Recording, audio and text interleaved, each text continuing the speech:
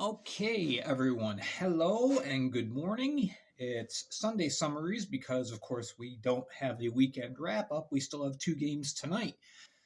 We have one more game between the Baton Rouge Zydeco and Blue Ridge Bobcats, and we also have a nightcap with the Rockers and Wolves. So we'll just call it Sunday.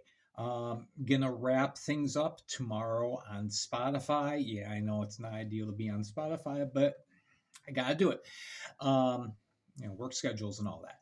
Uh, there was so much last night that happened. As you see the scores here, every game was competitive. Every game came down to the last minute or two, and so I really can't get into all the details that I want to with this game because it would just take too long with these games. So we're going to abbreviate this. First of all, I want to mention one specific thing here is attendance numbers. Wow, that was an incredible night. A de facto sellout at Carolina. There was an empty seat somewhere in the house. One. um, there was a sellout in Columbus. 7,700 on hand. 1680 in Wytheville. Fantastic. Watertown. You are less than 100 people short of a sellout there. Uh, great numbers. And kudos to all you fans that filled the arenas last night. That's great. Tuesday, I'm going to be talking about attendance numbers last year compared to this year, looking at growth in attendance with the teams and the leagues. Um, that's going to be on Spotify. That's also going to go along with Power Rankings. Now, tomorrow, as I said, going to be on Spotify with the weekend wrap up. But anyway, that goes along with the usual video stars and standings. All right, so let's get into these games last night. Yeah, Danbury, they were down 4-0. And the Carolina fans started breathing a lot faster, a lot more rapid as the game went on, and Danbury almost made a comeback. So yeah, goals by Carolina: Schnapp, Kramer, Firth, and Schnapp again. Uh, we're only 6:33 into the second period, and it's 4-0 Carolina. Danbury does a goalie switch, pulls McCollum, puts on Liam Murray, who played very well Friday, and he played again very well last night, not surrendering a goal. So that allowed Danbury to get back in the game. And you had goals from Cunningham, Dustin Henning getting his first as a hat trick, and Johnny Ruiz. And then it came right down to the end. Danbury pulled the goalie, wasn't able to get the last puck through. So, yeah, 4-3 Carolina, and they improved to 23-8-1. You have Danbury now 17-13-3. One unfortunate incident in this game, we had a match penalty as Stoycevsky was given a match penalty for an illegal check to the head of Peter Panachek. Thankfully, Panachek was relatively okay. But nonetheless, I expect a suspension to be announced for Stoycevsky. It's probably going to be one game, I would imagine. All right, next game. Yeah, in Wytheville, Blue Ridge and Baton Rouge battling it out. And again, another game where one team gets the early lead and then, there's a comeback. Blue Ridge gets goals by Lenski and Dmitro Babenko. He scores. So Blue Ridge is up 2-0. Going late into the third period in the last 5 minutes, Baton Rouge ties things up. Goals by Scott Chirac and Jake Cox. We go to overtime, and at 3:32 of overtime, Gary Lindbergh, who played in the SP earlier this last week, he gets the game winner. Scoring past Greg Hussey. Owen Liskovitz gets the win. You had 2 assists by Kyle Stevens for the night for the Zydeco, and Hussey saves 43 of 46. Lindbergh with the game-winning goal. Liskovitz saves 24 of 26. I forgot to mention the goalie stats in the Danbury game. You see them there. I didn't mention that. I think I did mention actually Liam Murray. Once he came in, he was perfect. He stopped everything. But anyway, back to this game. Again, 1680 on hand. It was great. Took a while for the fans to get into the arena. So Baton Rouge now, there's the furnace. 7-19-4. Blue Ridge improves to 9-18-5. There's now 5 points between the two teams. All right. In Port Huron, Port Huron got kind of embarrassed Friday night by the Elmira River Sharks, who played a fantastic game. And Sammy Bernard stopped everything except for one. Port Huron gets some revenge last night, squeaking out a 5-4 win, but it went down to the last minute once again. Elmira first on the board, a goal by David Gaeta. Austin Federley, who had himself a great pair of games, he scores. He scored the only game Friday night, and then he scores again here. So at the end of one, it's 1-1.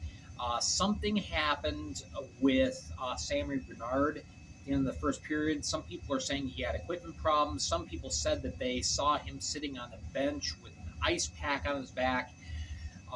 Whether or not Bernard was hurt, I have not gotten confirmation on that. But nonetheless, Eli Bowers came in for the second period for the rest of the game. All right, and Federley scores at 1:48 of the second period. Mark Poser, and he's not a goal scorer, but he got one last night. He scores for Elmira to tie things up. Dalton J scores, puts Port Huron up at the end of 2. Elmira climbs their way back. First goal as a River Shark for Soterios Karageorgis. Liam Freeborn scores his first of 2 in the period on a power play. Stephen Klink evens Elmira back up. But then at 18:30, a minute and a half left, Liam Freeborn scores once again and gets Port Huron the win 5-4. Shots in this game 29-26. So quite a few goals, not as many shots, but good chances. So Gaeta with the goal and assist. Karageorgis had the goals as well. Eli Bowers, in his 2 periods, he stopped 16 of 20. Freeborn with 2 goals and 2 assists. Austin Federley, goal Friday night, last night, 2 goals and an assist. And Ian Wallace, first start in a while for Wallace for the Prowlers, he stops 22-26. So Port Huron improves to 17-13-4. Elmira is now 10-22, 1490 on hand for the Prowlers game. Then we had another goal fest in Columbus with a full house, 7,700 fans plus on hand. It was Military Appreciation Night, and boy, did the fans turn out. It wasn't a seat to be had. This game, Friday night, we had a 7-6 game. Last night, 8-5. So 13 goals in each game. Just crazy. Columbus, a couple of goals from Austin Doe. He started the scoring. Larry Akos, he evened things up in the first period. And, he had Hattie on the night, so very nice for him. Woo! Kyle Moore continues his hot streak. He scores in the power play. Danny Licio scores from Mississippi. It's 2-2 after 1. Still quite a few penalties, but not as bad as Friday night. The referees were a little bit better for this game. So you had in the second goals, Columbus explodes for 3 really quick. Alex Dorjahan, Jay Crew, yep, he's back, and Shinkarik, and so now it's 5-2, but Mississippi climbs their way back. It's Matt Stoya, who had a fantastic weekend. Uh, then that was countered by Pietrantonio scoring in the power play. In the third, Lariaco scores a pair, one on the power play. Austin Doe finally puts Columbus out of reach at 14-18. And then we had an empty netter with Shinkarik once again scoring at 1948. So that's an 8-5 final. So this was not a night for defense or goalies per se. Goalie numbers didn't look too good, but what can you do? You got the two of the three most offensively potent teams in the league playing here. So Anthony D'Alessio, he stops 31 of 38. Colgan gets the win, stopping 23 of 28. We had Hattie and 2 assists by Lariakos. Second straight night that a Seawolf had 5 points.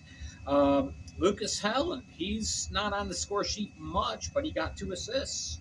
So there you go. So Mississippi now falls a little bit behind Port Huron in that chase for the third spot in the Continental Division. They're now fourth, 17-16-2.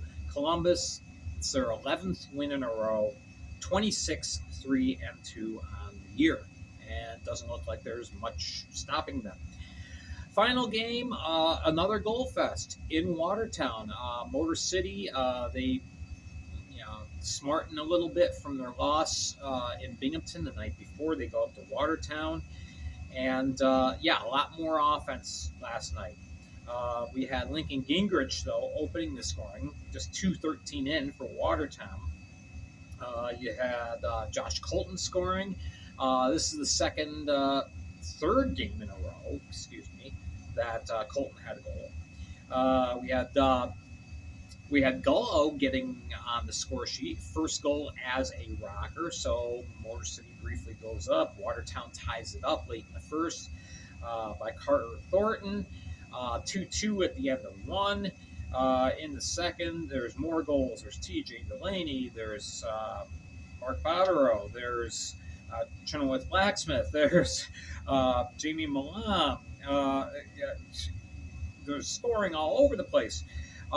In the third period, Giuliano scores in the power play. Motor City is up briefly, but Tate Leeson counters just a minute later.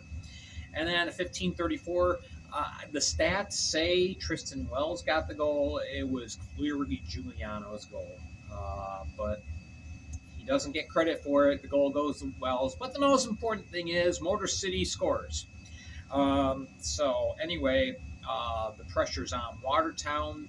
They answered the bell, and it's Noah Doyle scoring on the power play at 17:43, and this game goes to overtime. And in overtime, great opportunities by both teams. Both goalies, Ricardo Gonzalez and Eli Bouchard, make fantastic saves, keep their teams in it.